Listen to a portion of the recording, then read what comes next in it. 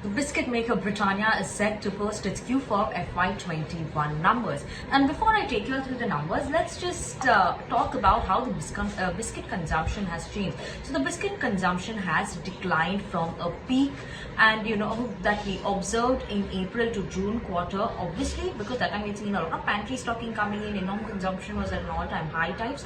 So obviously this time we are seeing a decrease and a decline coming in that, and obviously it's declined by around 20% sequentially as well.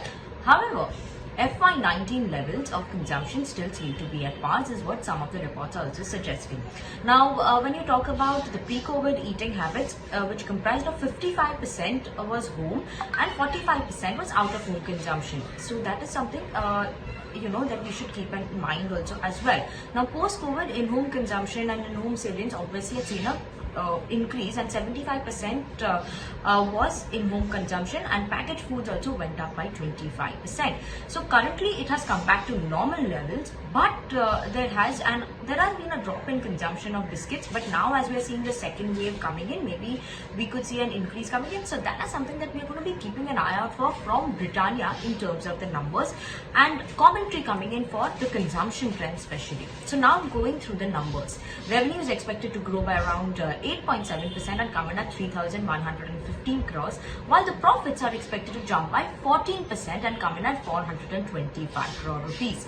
Operating performance also, we are expecting expansion in the EBITDA margins at 17.9% versus 15.8%. So around a 210 basis point expansion in terms of EBITDA margins also. Now, firstly, let's talk about volume growth. So volume growth, what we are expecting this time around is 7% volume growth on a low base last year of around 0.1% was only the volume growth, and that was because the pandemic had hit the country during the March quarter. So obviously the base was quite low over there, and that is what is something that we should see, that the benefits for most companies will be there as well of the low base. Now, obviously talking about raw materials, which have been a concern. While for raw materials for Britannia, obviously you see wheat, SMP prices, there has been a moderation in wheat prices. Wheat prices had not seen much of an uptick during this Jan to March quarter especially. So that is why obviously that has helped the gross margin expansion on a YoY basis. But when you look at it on a quarter-on-quarter basis, yes, gross margins, we are expecting a decline on a quarter-on-quarter basis because we've seen a sharp rise in the palm oil prices. So there's slight set-off of the wheat prices, but palm oil prices have seen a sharp uptick. So that is something that has impacted the gross margins on a quarter-on-quarter basis, though on a year-on-year basis, we are seeing an increase this time.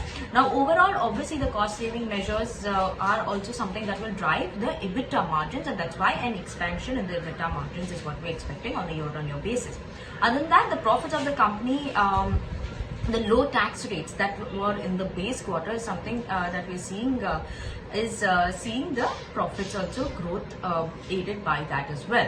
Now, watch out for certain outlooks. One is RM cost outlook, commentary coming in on demand trends, down trading, and how is this now changing, as well as given the second wave, as well as the growth rate what the company is expected to see going forward as well.